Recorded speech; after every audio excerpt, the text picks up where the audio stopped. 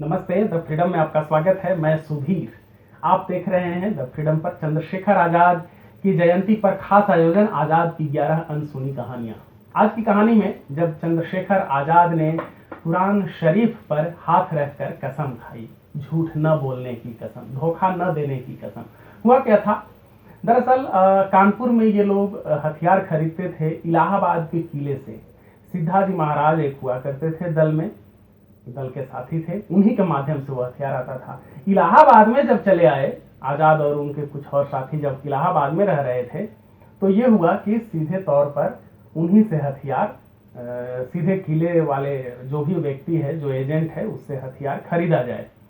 और ये कटरा में, इलाहाबाद का मोहल्ला है कटरा, वहां सुरेंद्र शर्मा के यहाँ ये लोग तब रह रहे थे, चंद्रशेखर आजाद और उनके साथी। तो उन्हीं दिनों की ये घटना है।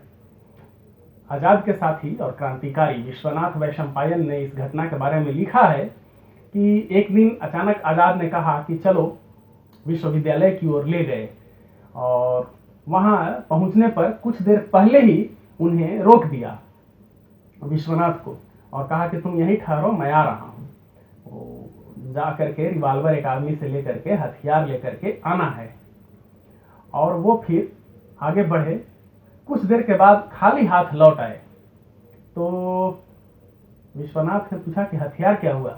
आजाद ने कहा कि आदमी तो मिला यार, लेकिन आज वो हथियार नहीं दिया। दरअसल हम जब गए तो वो परिचय तो हुआ, उस आदमी का नाम था अब्दुल, और वो इक्का वाला था, इक्का गाड़ी चलाता था।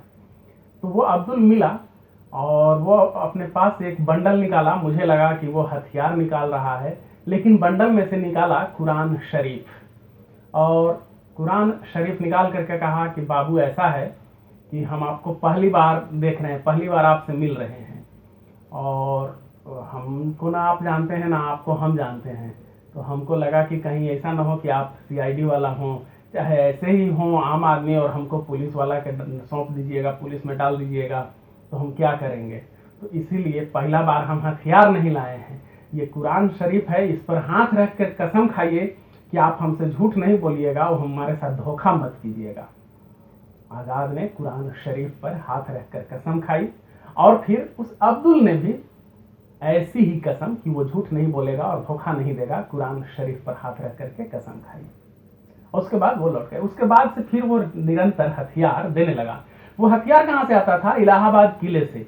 इलाहाबाद किले में, वो इलाहाबाद किले से जो कचरा निकलने वाली गाड़ी होती थी, उसमें छिपा करके हथियार निकाले जाते थे, या फिर बुर्ज से हथियार लटकाया जाता था, नीचे पकड़ने वाला आदमी होता था, और वो हथियार फिर आगे सप्लाई करता था।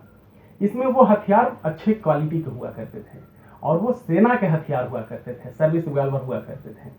और इसलिए वो दरअसल सेना में जो रिवॉल्वर सेवा से बाहर हो जाती है, किसी तरह की खराबी आ जाती है, या फिर मैन्युफैक्चरिंग कुछ उसमें खराबी है, तो उस स्थिति में ये किया जाता है कि उस रिवॉल्वर को हटा दिया जाता है, रजिस्टर पर चढ़ा दिया जाता है कि उसे नष्ट कर दिया गया। तो इसमें एक पूरा गिरोह था, एक रैकेट काम करता था, जो अच्छी रिवॉल्वर को भी हटा देता था, रजिस्टर पर चढ़ा दिया जाता था कि वो रिवॉल्वर नष्ट कर दी गई, और वो आगे बेच दिया जाता था। इस तरह से अब्दुल से ये लोग हथियार लेने लगे। अब्दुल को यही पता था कि ये लोग ठाकुर हैं और शौकिया तौर पर या शिकार खेलने के लिए ये सब हथियार खरीदते हैं। कहीं से ये पता नहीं था कि ये क्रांतिकारी हैं ये लोग, जिन्हें वो हथियार बेच रहा है। बाद में जब आजाद शहीद हो गए और कैलाशपति मुखबिर हो गया, तो कैलाशपति ने ये कहा कि सेना के रिवॉल्वर हम लोगों के दल में आता है। वो कैसे वो हथियार आता है, ये तो उसने कहा, सिर्फ ये बताया कि आता है। कानपुर में पुलिस ने काफी खोजबीन की, कुछ नहीं पता चला। बाद में पुलिस को पता चला कि इलाहाबाद से ऐसे हो रहा है, और पुलिस पहुंच गई उस इक्का वाले तक, यानी अब्दुल तक, और अब्दुल को बहुत पुलिस ने परेशान किया था। बहरहाल अब्दुल को कुछ पता नहीं था कि वो आगे कुछ बता पाता। विश्वनाथ वैशंपायन भी गिरफ्तार हो गए थे। जेल से छूटने के बाद वैशंपायन मिलने गए थे उस अब्दुल के पास। वैशंपायन ने लिखा है कि वो बहुत ही बीमार था, और उसे पता चल चुका था कि वो जिसे हथियार बेचता था वो आदमी कौन था। तो अब्दुल ने कहा कि बाबू मुझे नहीं पता था कि वो इतनी बड़ी हस्ती थे, नहीं तो उनकी और भी खिदमत करता। मुझे अफसोस है कि उनकी और खिदमत नहीं कर सका।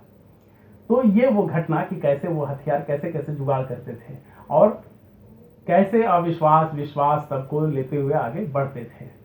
चंद्रशेखर आजाद ने जब कुरान शरीफ पर हाथ रखकर कसम खाई, धोखा न देने की कसम। आप देख रहे हैं चंद्रशेखर आजाद की जयंती पर यह खास आयोजन, आजाद की 11 अनसुनी कहानियां।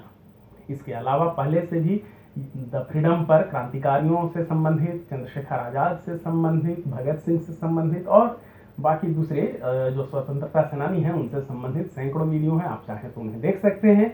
जो इस तरह के वीडियो में रुचि रखते हैं आप उन्हें बता सकते हैं, दिखा सकते हैं। हमारे साथ जुड़े रहने के लिए द फ्रीडम को सब्सक्राइब कीजिए। धन्यवाद।